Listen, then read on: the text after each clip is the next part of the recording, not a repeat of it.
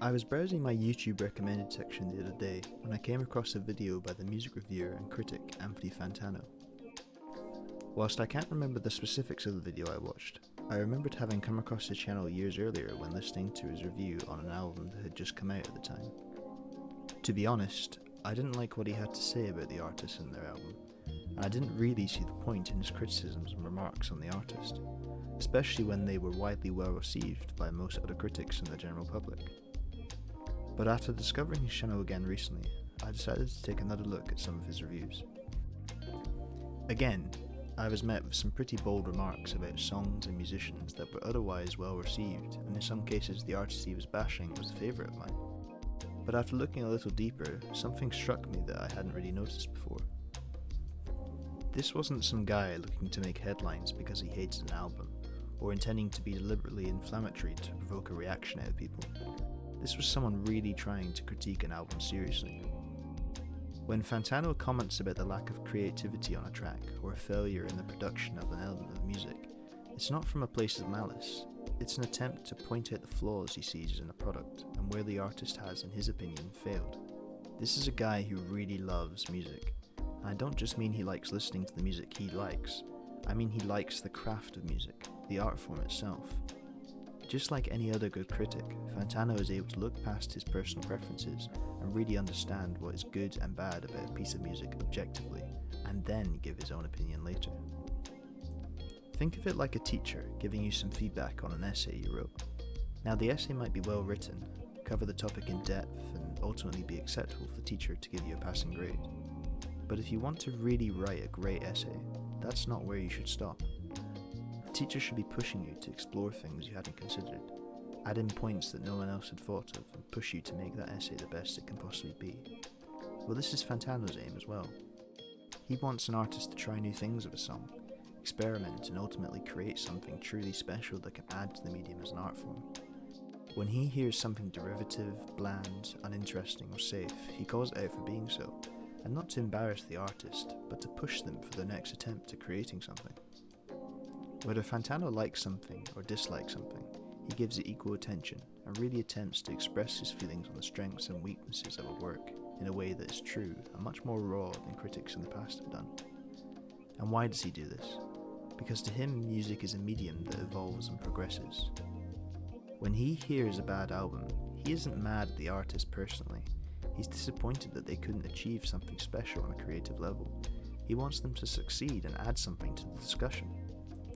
Whether it be in a technical aspect such as production on a song, how the lyrics are constructed, or maybe even something that transcends music, Fantano is looking for qualities that make a track brilliant and warrant his sought-after praise.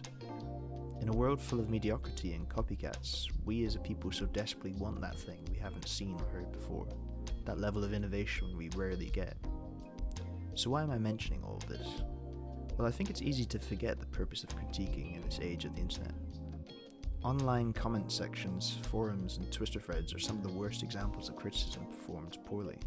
I'm sure many of you have seen or perhaps even been involved in a discussion online that has descended into an echo chamber of disapproving comments and criticisms on whatever subject's turn it is that day. This has become almost a daily occurrence with comic book films, video games, Oscar bait movies, and so on. And whilst most of the time the people partaking in these discussions have very little constructive feedback, there is still a reason for critiquing these things that I think can be lost amongst the noise. Of course, this isn't just limited to entertainment. Criticism is important in almost every area in the world, and in theory it should be there to improve whatever area it pertains to. When someone makes a mistake in politics, architecture, planning, sports, academics, it's important to respectfully evaluate what it got wrong, point it out, and propose potential fixes and solutions. Now, I want to be careful what I say here, because I'm not trying to encourage people to tear apart others' creation, whether online or in person, or to tell a person what they got wrong when they didn't ask for the feedback. But I think it's important to remember that criticism isn't meant to be inherently negative. It seems to have grown and manifested itself into something that people who create and do these things in the world fear, and for other people to use as a tool to get attention, and in some cases spread hate. Criticism is not an excuse to hate on everyone and everything behind a project. It is your right to judge something and form your own opinion, but it's also your responsibility to carry out this right in a respectful and decent manner. Making a video on why you hate Drake's new album, how it ruined your life, is not only a terrible video that no one wants to watch, but it also limits your opinions and feelings on the album to one explosion of expression. I think it's also important not to align yourself with any one view on a topic straight away. Even though you may find yourself agreeing with one person on a particular subject, it's important to hear differing perspectives on anything, to be able to see all of its good and bad parts. Everyone has different experiences and tastes, and what may resonate with one person may not with another. Ultimately, critiquing things is an innate human characteristic. We will always see the bad and good of everything, whether it be the film we saw at the weekend, the latest album from our favourite artist, or the dinner we had last night. We will always notice things that we liked and things we didn't. Everyone is entitled to their opinion about everything and anything. Where we have to draw the line is the way in which we express our opinions. Joining a hate thread on Twitter or signing a petition to remake a show because of how much you disliked it is not the way to go about expressing anything. Sending racist, sexist and transphobic comments and messages to the director of a property like The Last of Us Part 2 doesn't express anything and only adds to the hatred-fueled bile that sweeps through seemingly every fandom now. We must be better at how we say things. We must look inward before criticising, and really identify where we think a project went wrong before expressing our opinion to millions of others online.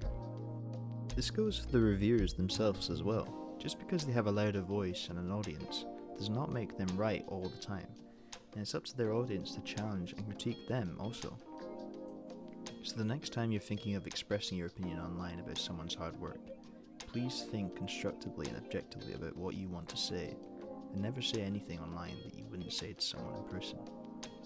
Critique is extremely important, but it must be used in a respectful and responsible way by all of us. If you enjoyed this video, don't forget to give it a like and subscribe for more. And if you'd like to join in the conversation, leave a comment below.